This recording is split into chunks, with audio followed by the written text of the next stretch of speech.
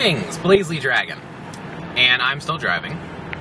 Still driving. Haha. I made a video in the same sequence, and I just took a few breaks and made the second one. So, first and foremost, I want to talk about, obviously, magical names. Mwah! Yes, magical names. But if you don't say it with flair, it's not as magical, get it? No, but seriously. Yeah, we're going to talk about magical names, how to pick one, why people pick certain names that they do, maybe my opinions on there, but this is all my opinion, and this is just some different food for thought. So, give me some thumbs up, thumbs up my videos, leave comments, feedback's good. Thumbs down means you suck. But no, seriously, you don't have to like my videos, but if you do, give me a thumbs up. So, let's talk about magical names. Like me, I chose BlazeLeeDragon. Technically, it's not my magical name, that's just my nickname, pen name, video game playing name, and, yes, I guess magical name. It's my chosen name. So, what is it that makes a magical name? Now, let's talk about why people have magical names, period. The first reason people have magical names is because people attach and associate things that happen in their life with things in their life. Now, what does that mean? You go through a bad time, you're picked on all the time, you're told you're an outcast or an idiot or crazy or weird, which seems to be a very common reoccurrence with most magical practitioners, not all. Then, you start associating seeing those things and hearing those things with what you're wearing or how you dress every day or the job that you have or the nicknames people give you that are negative. So, by giving yourself a magical name, you are giving yourself an alternate identity, kind of like the whole superhero thing. Clark Kent and Superman. I love Superman. Superman's awesome. So, you have your mundane, normal, legal name and normal life, but you put that behind you and put it beside, and you get this different air of confidence, and you give yourself a magical name, and you wear magical clothing, and you get yourself in the mindset to be someone different and to separate yourself from the mundane world. So, that's the whole basic idea behind a magical name for most individuals.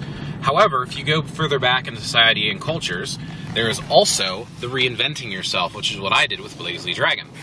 And that's basically along the fact that you would have a name given to you by your parents. This was your given name. Then what you would do is you would go out into the world to try to survive. And if you could survive, you would come back after a week or weekend or whatever the case may be, if you came back at all, and you would come back with your chosen name, which is your adult name, which is what you would find by being out in the woods. Now, what makes a good chosen name, adult name, etc., etc., etc.? Well, that's completely and utterly up to you. So, what do you want to name yourself after? Do you want to name yourself after a deity or a god? Do you want to name yourself after an element in nature? Do you want to name yourself after your favorite animal, your favorite mythological or mystical or magical creature? Do you want to name yourself after your favorite animal that's here in the physical world? Do you want to name yourself after a concept? It's completely and utterly up to you. The name should have meaning to you. And if you're going for a magical name, it should make you feel powerful. Now, normally, when people do magical names, they keep it secret. Because, once again, like I said, you associate the negativity with your, what you go through every day, so you keep that separate. So when you call yourself by that magical name, you get into that mindset, and by sharing it with other people, that kind of takes away from it.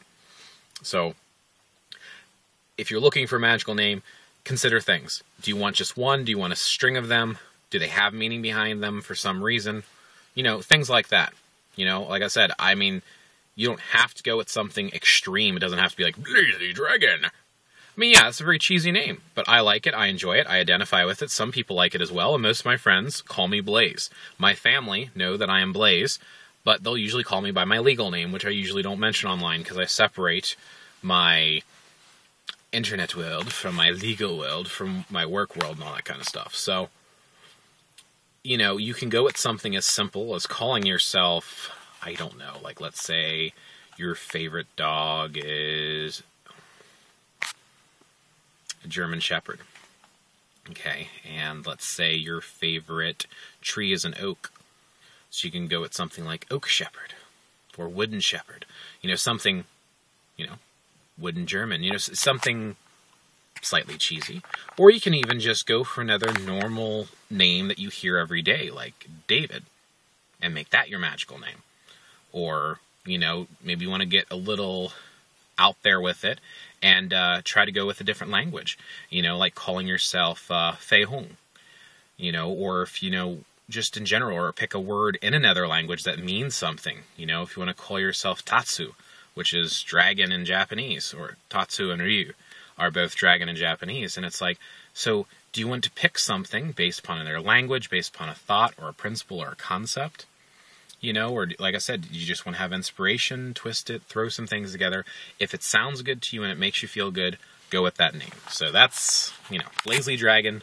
Give me some thumbs up. There's your basic idea behind magical names. And look, under 6 minutes.